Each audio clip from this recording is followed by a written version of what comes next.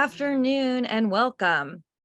I'd like to thank everyone for joining today's programming featuring a conversation with artists Jessica Jackson Hutchins, Walter Price, and Devin Troy Strother on the occasion of the exhibition, Philip Guston Now. Before we begin, I'd like to take a moment to thank Philip Guston. It's his creative legacy that has brought us all here today. As many of us are aware, there's so much discourse about Guston, looking at his work, thinking about his life, exploring the context in which he painted. Guston often talked about the tangible, what can be grasped. Speaking in 1969, he said, quote, "I didn't realize how much I need tangibilia. Sensate life. My thinking comes out of the way things feel." But this feeling is not simply the tactile, as in the physicality of the surface, the touch of the brush, the way paint is layered or moves across the canvas, but it's also the feeling of emotions. It's this overpowering sensation, Guston's humanity, that you feel when you encounter his work. Philip Guston laid himself bare within his art. It is this dedication to making art and his conviction through the highs and lows of his career to stay true to himself and, quote, "the process of creation," that has served as inspiration for generations of artists. I am thrilled to have here today three wonderful artists who will share more about their artistic practice and reflect on Guston. And with that, it is my great pleasure to provide some brief introductions. Jessica Jackson Hutchins earned her BA in art history from Oberlin College and an MFA from the School of the Art Institute of Chicago. Hutchins' expressive and intuitive studio practice produces dynamic sculptural installations, collages, paintings, and large-scale ceramics, providing ways to explore the intimacy and mutual existence of life and art.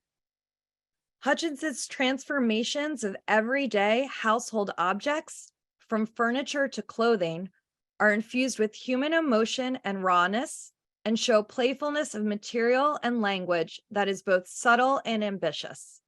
She lives and works in Portland, Oregon.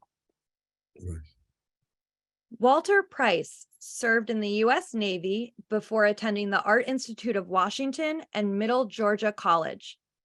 His paintings and drawings tread the line between figuration and abstraction, creating interior worlds that hover on the brink of legibility. His fluid compositions encompass dynamic fields of stray marks and quasi-legible motifs: a TV monitor, a sofa, brick walls, automobiles, small hats of uncertain origin, a character from The Wiz. Bodies tend to emerge, fragmented from abstract backdrops rendered in vibrant greens, yellows, and oranges. Unmoored landscapes hover above or beneath the picture plane. Price lives and works in Brooklyn, New York. And Devin Troy Strother. He attended the Art Center College of Design in Pasadena and the Skowhegan School of Painting and Sculpture.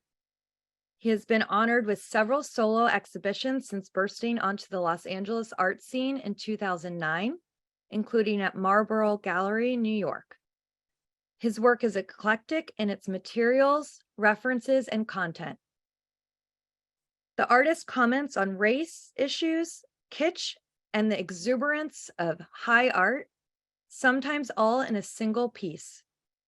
Strother knows well that critics and art writers cannot help but make comparisons between the work of past and present artists, and so he does the writer's homework for them, often titling his paintings with explicit references to artists that influence the particular work. Strother lives and works in Los Angeles. So now I'm going to turn it over to Jessica to begin our program. Hi there. Hi, I'm Jessica Hutchins. And thanks, Paige, for inviting me to do this. It's a real honor. I've loved thinking about the work, Walter and Devin's work too. And I've been thinking about Philip Guston practically my whole career. These images, this group of images is from the performance that I did recently at Marianne Boesky Gallery and called Restless Animal Kingdom. And I did this performance again at Mass MoCA over the summer. And then this group of sculptures has been there now. I've been working with making ceramic and mostly ceramic objects that you can wear that are filled with food and coffee and oatmeal and water. And I've employed dancers to move with the objects, feed each other, demonstrate both care and risk and recklessness, and their own incredible ingenuity in dealing with the objects. And this is a lot of the purpose of this is to express like that relationship between life and art that you talked about, the necessity of intimacy, the overpowering dominance of our relationship to objects all the time, and the way that objects come to help us define ourselves. Oh, this piece is actually behind me right now. I'm in Adams and Ullman Gallery in Portland, where this piece is on display, so we thought it would be fun. So that piece there is called Lascaux, and it was actually in the Venice Biennale where it was damaged, and that experience of it being damaged made it possible for a dancer to be tied into it. And you'll see that there are dancers or performers that wear this, and then I made extended tools. This one as well, this is called SAP, where the dancers wear these really unwieldy and difficult objects, you know, and interact with each other. That piece is called SAP. This image is from the Hepworth Wakefield Museum in England. But yeah, the relationship to objects is a strong connection, I feel, to Guston, but it's really the heart, I think. His display of intimacy and self-incrimination, difficulty of human relations, and torture in the studio, which I was reading the Guston Now catalog, and that bit from Peter Fishley where he's like, David and I did not understand this. Why is it so hard in the studio? It's just labor. And I was like, oh yeah, I wanted to be like those cool guys in the 90s too, with that detachment. And Philip Guston and I are not detached. You know, I'm not interested in detachment. The work is about, you know, like the existential difficulty of spending your life in a studio pursuing meaning, and the gnarliness of that, and the self-aggrandizement that feels pathetic, and all of it to me is part of the human experience. And what I love about art is that frailty, that gorgeous vulnerability, which is like what I get from work. This is actually a sculpture I first showed here in this gallery. It's called David. It was named after, it's a portrait and named after a dear friend of mine, David Berman, who's a songwriter who also wears his bleeding heart on his sleeve. And that was made shortly after he died. So this piece actually, I finished it in direct relationship to a Guston painting that is here in the Portland Art Museum. It's one of my favorite Gustons, and it's called Untitled. I rarely have an untitled piece, but this one's untitled after that. It's, you know, the furniture is a motif I use a lot for that relationship, these common objects that we work with, that we live with all the time, that immediately get us into our body. And they're couches and stuff from my life, just to say, not that there's an autobiography necessity, but just that they're just banal. They're just the stuff that's already in the room. The stuff that's in the room through which I understand myself, that cushion, that's called Couple. Thank you. I think that's enough out of me. And yeah, it's been a privilege. Thanks. I look forward to hearing from Walter and Devin so much. Thank you, Jessica. So now we're going to turn to Walter. All right, that was great. Yeah. Hey everyone, I'm Walter Price, and I guess I would describe my practice as it's being rooted in drawing. I think my practice kind of follows this saying, "Being comfortable, being uncomfortable," which I first heard from a public speaker named Eric E.T. Thomas, and it's what I use to get me from Georgia to the military, and then from Georgia to New York. So I think with my practice being rooted in drawing, I'm also interested a lot in psychology and neuroscience and how the mind works. And within my practice, I'm always thinking about how to work with and against expectations. So in a way, I'm using my strengths of drawing to kind of strive to be more abstract. So I see myself as a artist that's just kind of on this journey. It's kind of hard for me to describe my practice too much and I don't like to define it too much really, but ultimately I think I'm using color to find abstraction. So my strength is figuration, but I'm using abstraction and color to kind of be the primary approach to the picture plan, I guess. So I kind of make figuration through abstraction, I would say. So yeah, so a lot of times I'm trying to go against my own comfort zone. That's kind of how I would describe my practice. Thank you. And Devin. Hey. Hi. Awesome. Well, guys. Yeah. So I guess my practice is mainly rooted in it's kind of gone through several different iterations at this point, and it's kind of morphed into me at the present moment. Of the works you're seeing are all reproductions of Guston paintings that I have a liking to, or paintings that were kind of important for me through his that he made during his later period. So just a quick catch up, like Guston came into a bunch of controversy over his Hooded Klansman paintings. Those are some of my favorite paintings of his, and there was some people who, were talking about, should we still see these works? Should these works be kept out of a show? And there's just a lot of talk about what, who can paint what and who has the, who's allowed to talk about certain subjects or whatever.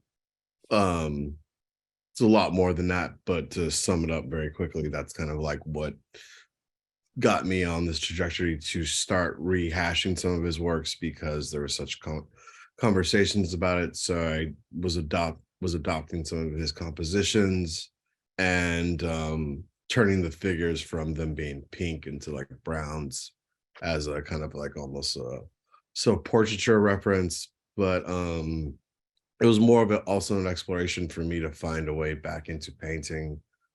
Before this, I had been doing more installation and sculpture and a lot of collage painting, and I was trying to find my way back into just painting with brush and canvas, and not having some type of other substrate or other object that would go along with the painting to give it some type of like maybe assemblage or collage type aspect. So I was trying to sounds cheesy, but to get to the heart of painting again or something like that. Well, so Guston was my entry back into it. He was my I was using his paintings almost as like a master copy of kind of practicing paintings again. And it's kind of led me to explore his work by recreating some of his motifs in my own work. And yeah, that's kind of like what we're looking at right now, is my au revoir to Guston, I would say. This is from a show in Los Angeles, I think, or New York. I get confused with which shows works we're in. But they're both from recent solo shows. I think these are all from the pit in LA. So yeah, that's it's basically where we're at. They're not all directly like, I mean, so some like this painting, like these two paintings in particular, are kind of like there's compositional parts that are from Augustine, but the last two were kind of like me, like just using his mark making and like kind of his overall like kind of gestures that he makes on a work to incorporate into like some of my own compositions. Obviously with the fun and everything, it's a little bit different. But yeah. Also, my family's from the South.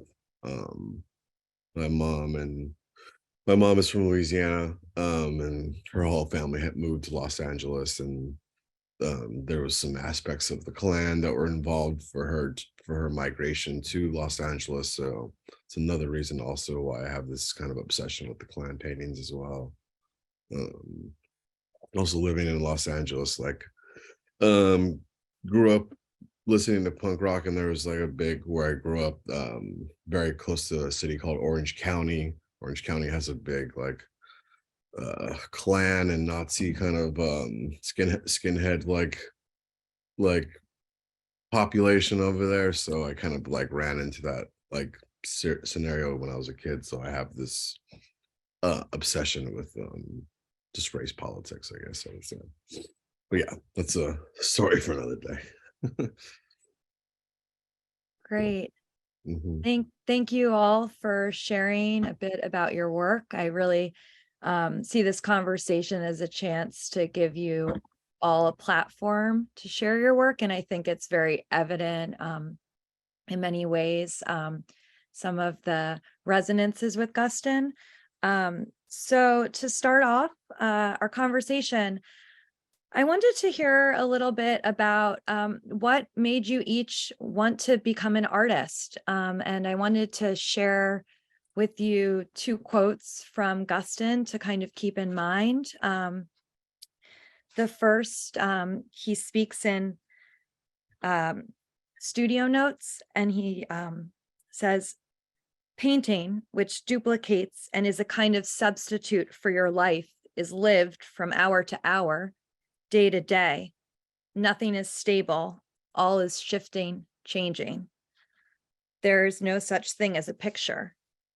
And then also in 1972, he says, "The only thing one can really learn, the only technique to learn, is the capacity to change." And so I think what really becomes evident in Guston's work is kind of this concept for him of freedom to pursue different directions. He switches between figurative and abstraction within his career. And he's kind of constantly reinventing his art and following his own convictions.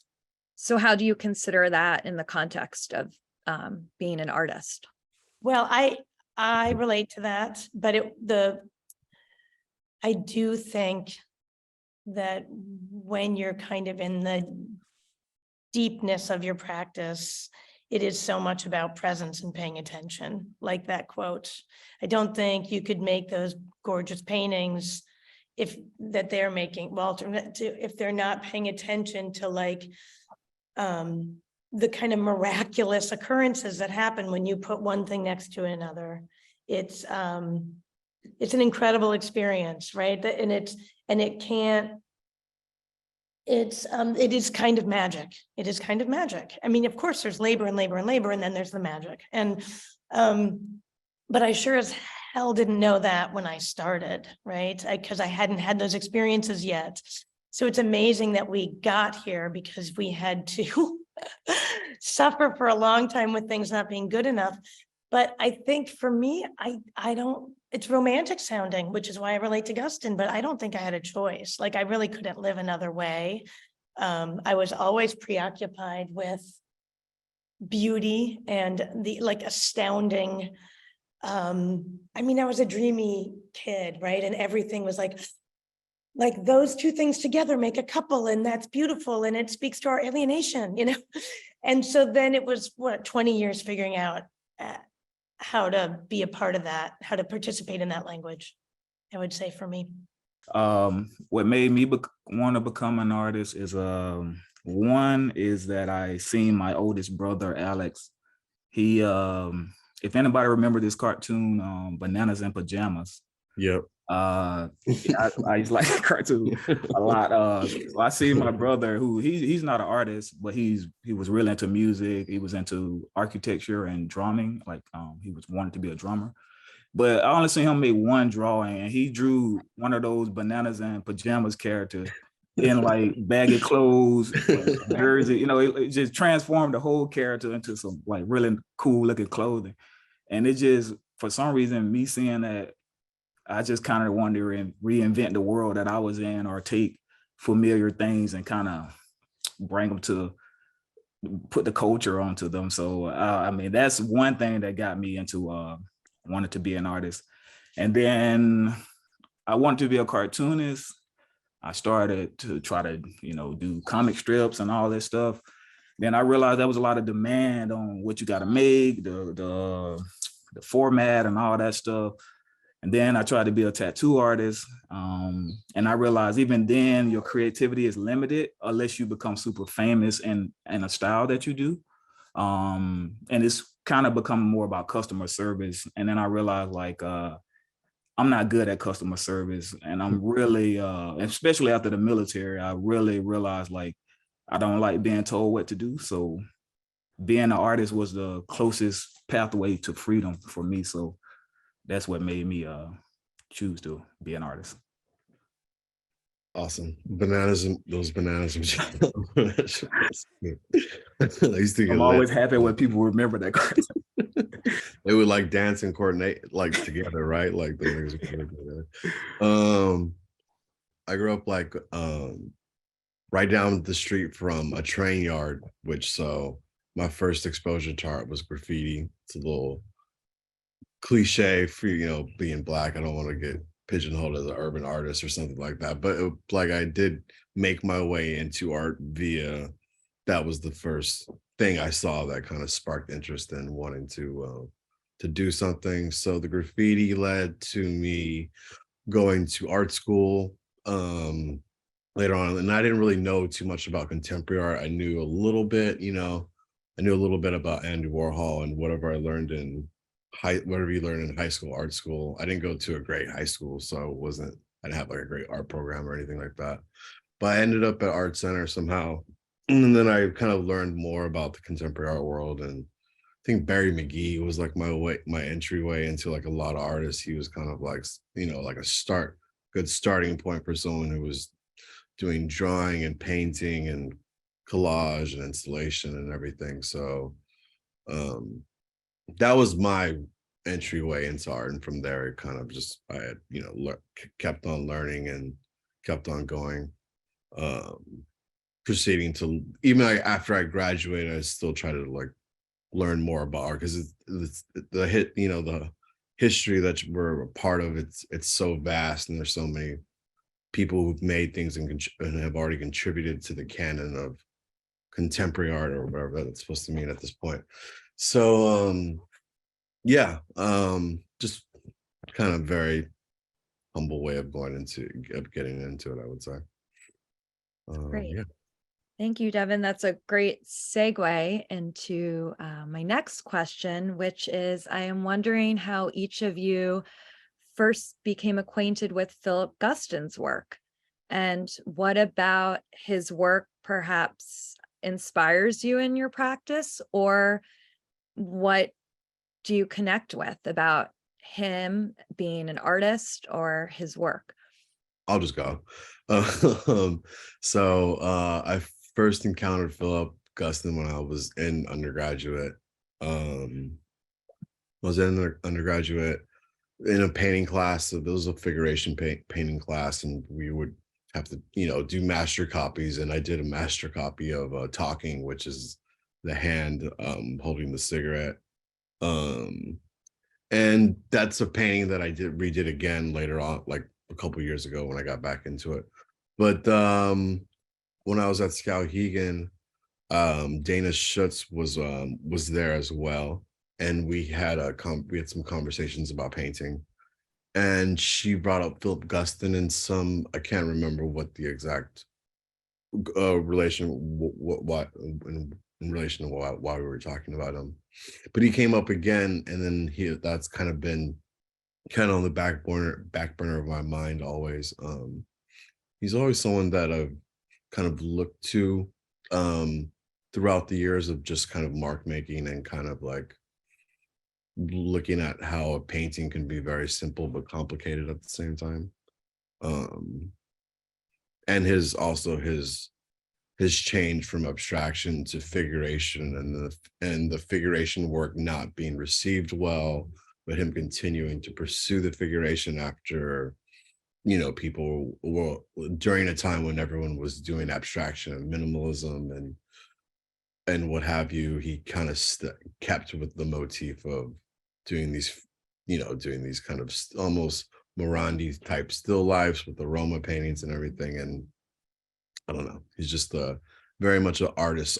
So someone who had a lot of conviction with his work and kind of kept to what he believed that his practice needed to explore when other people had other notions about what artists should explore at that time, I would say. So, yeah. I think the first time I was found out about Guston's work is I think I was at Middle Georgia College, and maybe a friend referred me to him.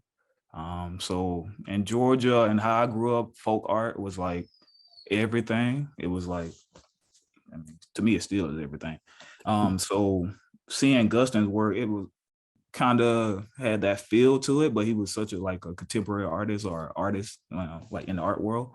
So I thought it was very interesting, and I was so excited about like his moves and how the characters look that I didn't even, I mean, maybe I did, or maybe I was just so caught up into his style that I didn't really notice the little clan figures that before I got off social media, I was on Facebook, and I was so happy that I discovered this artist that I posted like I forgot the title of the painting where like the two clans are there in the car, and I posted it, and you know, my community was like, what the hell? You know, they were like so angry, and they were asking me to explain. I didn't know how to explain. So I just deleted the damn picture. And then I had to really try to look into this guy, like learn about what was up with that. So, you know, that was my introduction to him. What I loved about him is like, you know, reading how he talked about being in the studio and the obsession of it. And, you know, kind of like, he seemed like he could live, he only needed painting. He seemed like he didn't really need nothing else but painting. So that obsession and kind of being able to, you know, get into an artist's mind a bit, I really became very, he gave me a lot of motivation, and I don't know, just realizing like how deep artists think and how troubled we are and how stuff come out in like the weirdest ways. So yeah, that's kind of how I arrived at Guston. Yeah, I can relate to that a lot. I feel like Guston's always been there for me, and I don't remember the first time. And but I was like, you know, these guys are talking about when they were young. So like I was a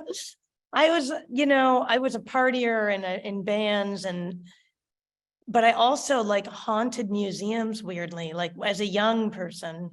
And I found a lot of peace there. I always found, you know, and I'm sure it was then. I'm sure it was stumbling around, and probably in the Art Institute of Chicago, because that's where I'm from, and that was like my museum. But also what Walter said about I never noticed the clan hoods as clan hoods. Right. And when I did, I was like, what's wrong with me? Like, how did that? But I think it's the paintings. Like, I feel like I really love Philip Guston. I think his love of humanity is in those paintings. I do not think those are evil, racist clan hoods. except that he's pointing out how incredibly flawed we all are, and that I could just frickin' relate to, you know, I'm down with that. I think his attempt was I think what he did as a pure artist, it met the conflict of the power of a symbol. So it's like, Yeah, I think he no matter how we see it as, you know, maybe more pure or, you know, I don't know, we see it differently as artists. I think the biggest challenge is the world, the regular person. Like my sisters and brothers care nothing about art. I'm always thinking about how can I make them like it without feeling comfortable with it. So I think Guston kind of ran into that wall. totally. And also like yes, and I really relate to like rejecting that, well, what you like, rejecting that sense of the pure and any separation from our life and who we are. And I can totally feel that, being in that world, the rarefied, transcendent, abstract expressionism, which is so beautiful, you know, but it's like, can't you feel that? Like, but it's missing something, right? Oh, I became really obsessed with those, the transition paintings. I figured that we'd be able to see exactly when it happened. And right. I feel like Hauser and Wirth did kind of mount that show finally, and I basically died seeing the Yeah. figure like trying to come and like not coming. And he's like, but I can't, but I have to, but this is Pushing and not. pulling for sure. And we see, look, everyone's nodding, like we totally relate to this. This is what it's like. But also you have to, I always come back to when he was making those paintings of like in the 60s, 70s, when it's the height of so much cultural, you know, like cultural things happening, like, you know, Woodstock, or the civil rights movement. The Klan was very active during that time, so he was definitely seeing it. And like it's, you know, it's very much akin to a couple years ago when like everything was happening with the black, you know, like it's almost the same, you know, like kind of situation that was happening then that's happening now. And like I just, there's so much crossover of like of the environment and like what the temperature of the people were at the time and how everyone was on edge and everyone was, you know, there's a lot of crossover from when he was making those works to when the works were being brought up again. I feel there was a lot of like kind of cultural overlap there.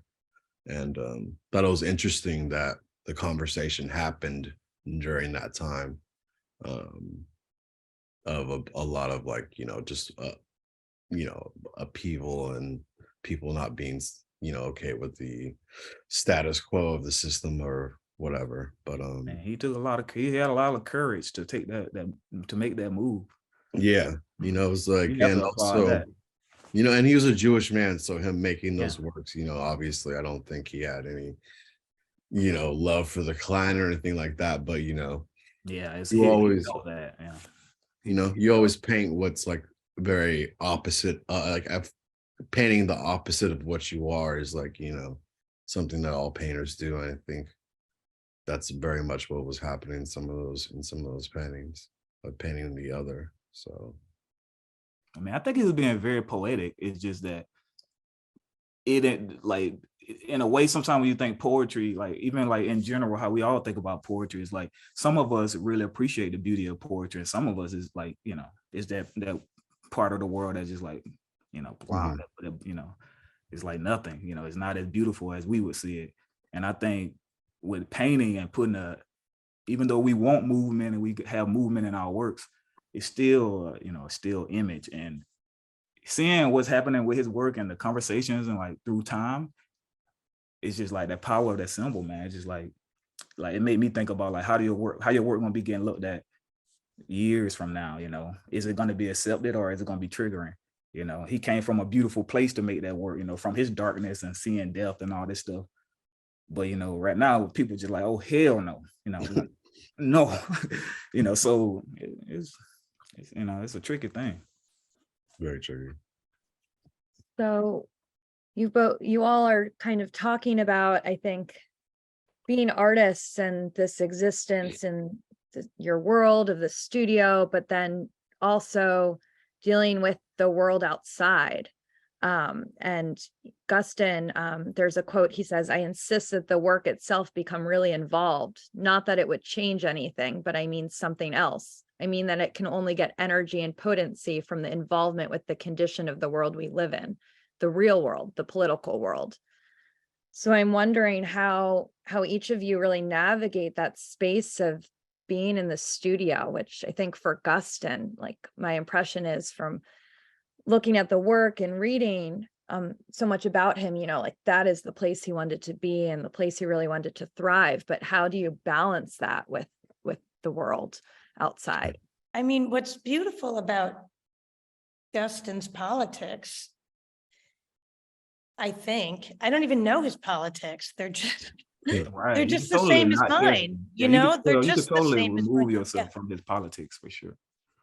But they're in there in the way I think mine are in there, which is about a, you know, an anti-hierarchy, about a celebration of people, about all taking responsibility. I mean, there's a lot of finger pointing in those paintings, you know, and at the same time, like just a lot of presence and concern for the world, right? The relationship of those found object, like his basic everyday objects, depiction of the everyman, like Walter was talking about, the symbolic language. I think it's easy to see like a politics of inclusion in that, you know, just to be, and a real urgency. And you talked about his courage too, but like it has to matter in being trafficking in the language of the world. It has to be in the world.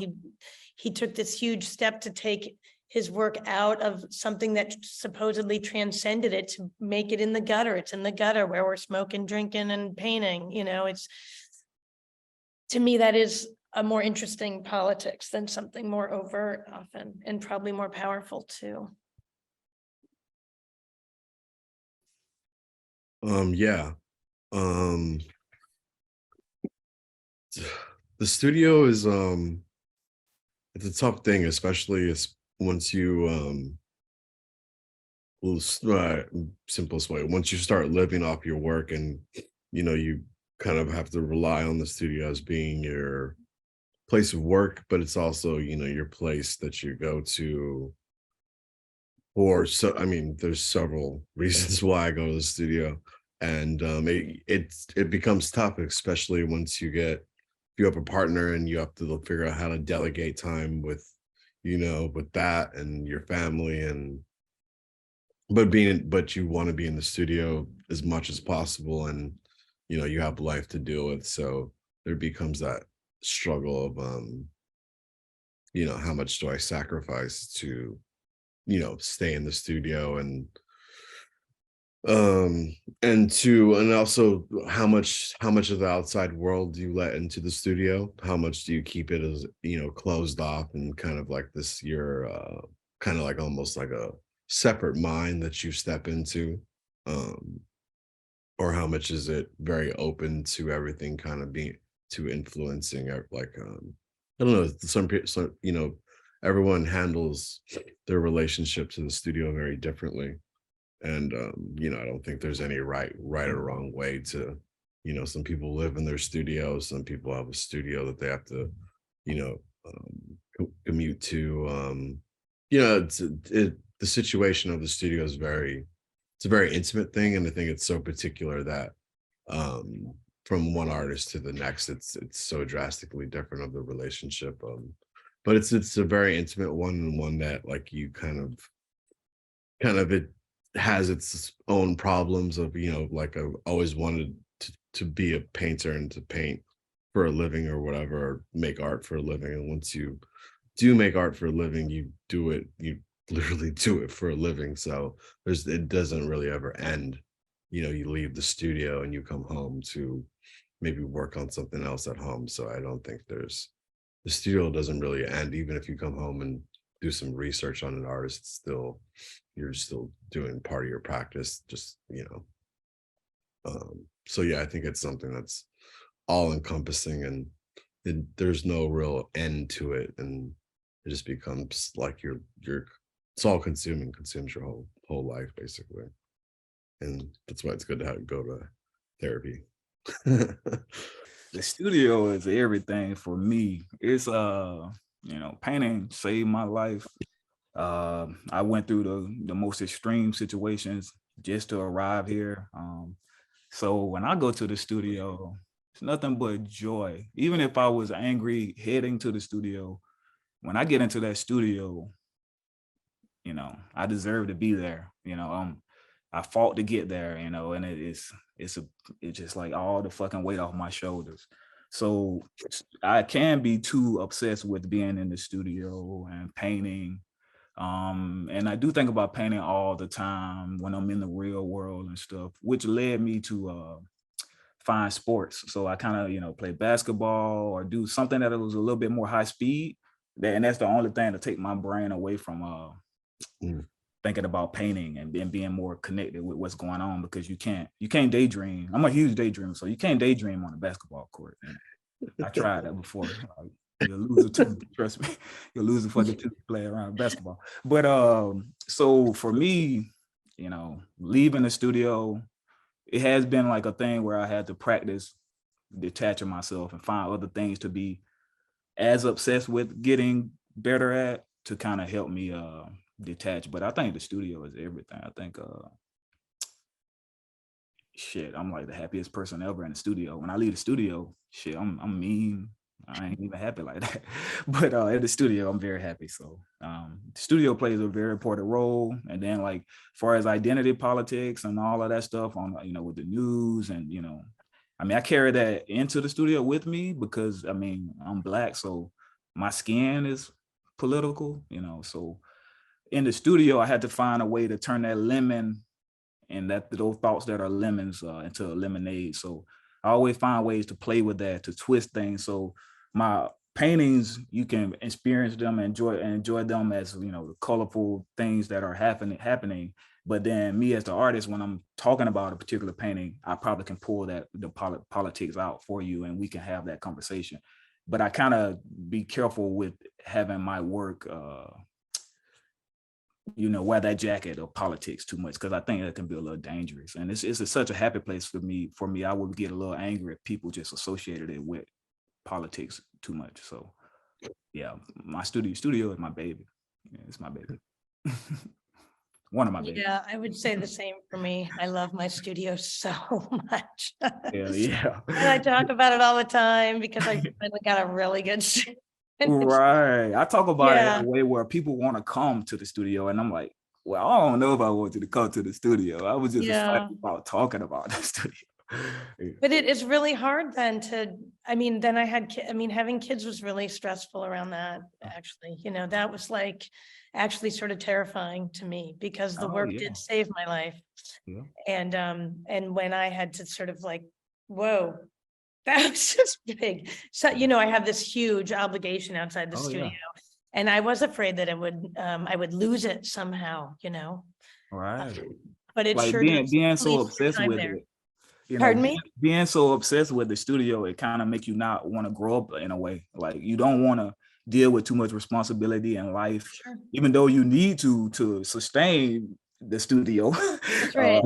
Don't, it's like this feeling of like, it ain't necessarily being a kid, but it's a part of you that fear, what a kid would fear being an adult, like. Totally. But Gustin writes about that, but he got to do it more than Oh, he a man. I'm mad at him sometimes because he got to do that. Yeah.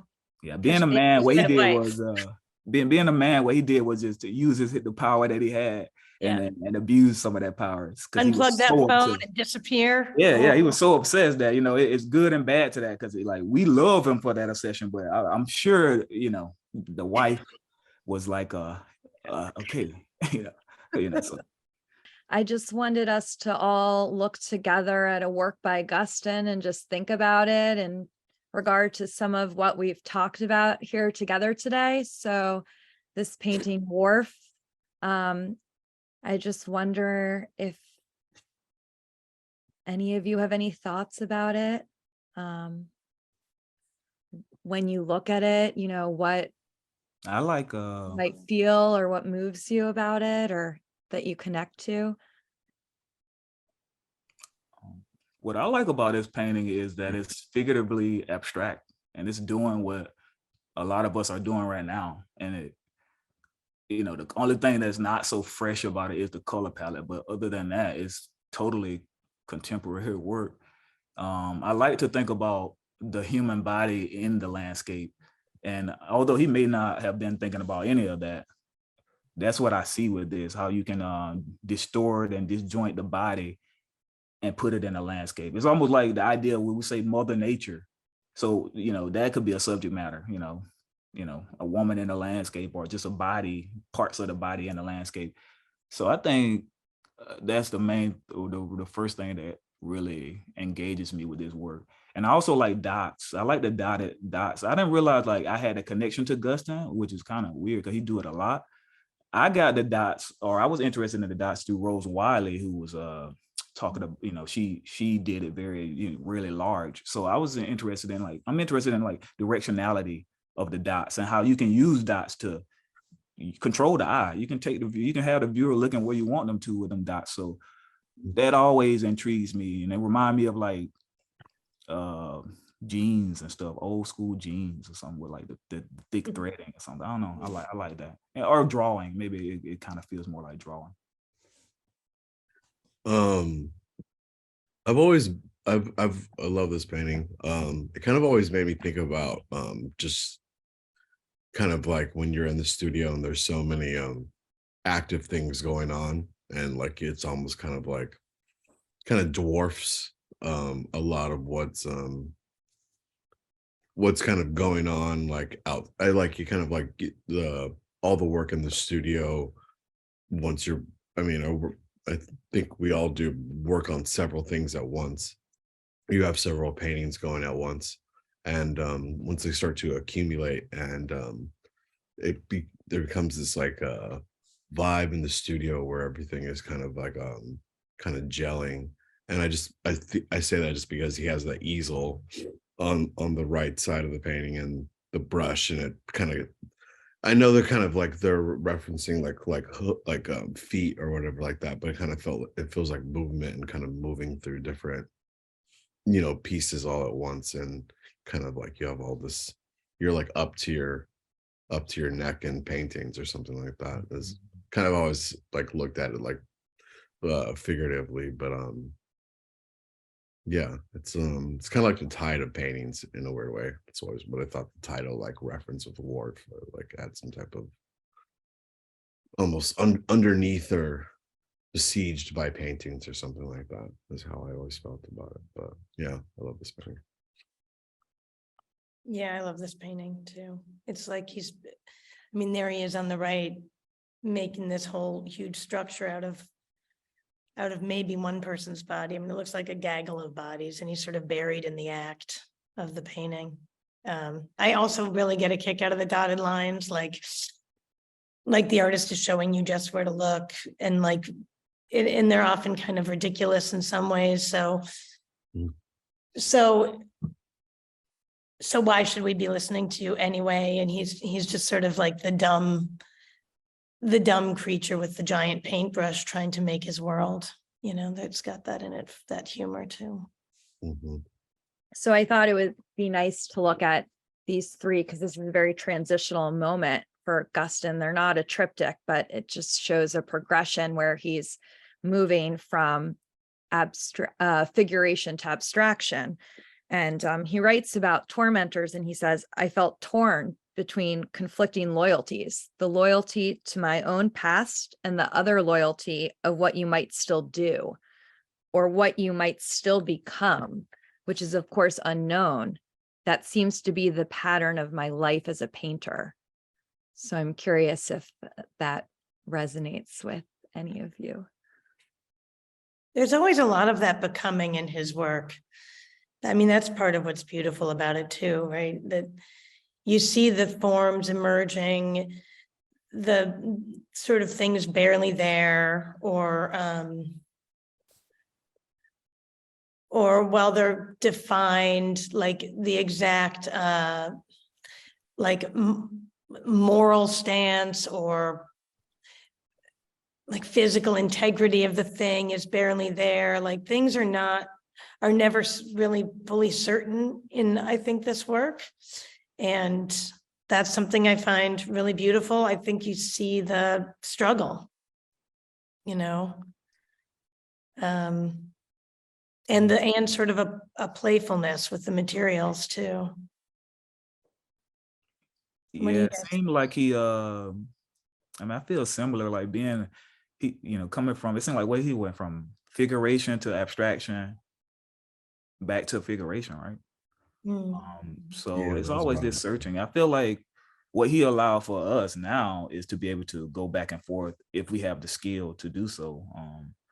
And I feel like he was just trying to figure that out, which the work figured it out, but maybe he didn't feel like he did or something.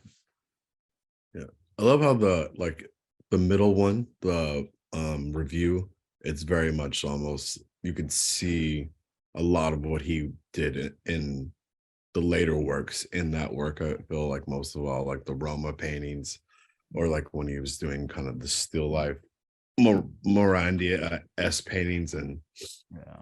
even the first work, the Tormentors, it has like almost the same color palette of when he would do the black and red later on in life. So I love that you can kind of see he kept the same, like he's always had like a similar color palette of like, of like black, red, pink, Mhm. and blue. He's always had those kind of a touch of those yellow. yeah, those are his like main colors, and it's always interesting how he kind of like kept them kept that current with his works, even though it would change from the figuration to abstraction, back to figuration, to almost towards the end of just doing the line drawings of like the Richard Nixon drawings and stuff like that, of going back to almost just the line work again. And you can kind of see that with the Tormentors kind of work slightly with the dots too, or kind of appear there as well. It's kind of interesting to see how it. I mean, with this work, it shows you like the power of abstraction too, because maybe because we already know that he did figurative work and like how he progressed. It's like looking at the red painting. It's like that's figurative. It's like my brain is like seeing figures in it and stuff. So Mhm. it just goes back to like your mind is always trying to decipher things and piece it together to like what we're Mhm. literally experiencing. So abstraction does give you that like those little hints and clues. So I think he probably was attempting to paint so purely, being like in that abstract group, but the painting itself was telling him where he's supposed to be. I feel like, or some shit like Mhm. that. Yeah. This one has the same exact horizon line as that last painting too. Mhm. Yeah, I like Yeah. the horizon line. So he's locating stuff in like a pictorial space, like a natural place. Right. That's great. Thank you all so much. We're about to wrap it up, but we have one question that's come in. Do you have any words of wisdom for new artists? That's a good question. I mean, I ain't heard nobody ask no shit like that before. That's really good. Sorry to curse. The answers are always in your studio. What I think. I think they're in the materials and in the studio, even when you really don't want that to be the case. Yeah, That's been my experience. I would say do both what you think people like and what you think people don't like. And don't be afraid to show those paintings in your studio or those works in your studio that you don't have confidence in, because a studio visit can give you a lot of confidence in where those paintings can go or what they're doing. So it's kind of like be open to the things that are actually be most open to the things that are uncomfortable for you. So that maybe hurt your feelings or a critique or something that really don't sit well with you. Really be open to that. Be vulnerable to that in a way where you can make, or well, I guess sometimes I'll do this where if I don't like something or if I was slighted or something and it really got to me, I'll think about how to make that into a body of work. So I guess that would be my words of wisdom. Turn everything into a body of work. That's a good one. I would say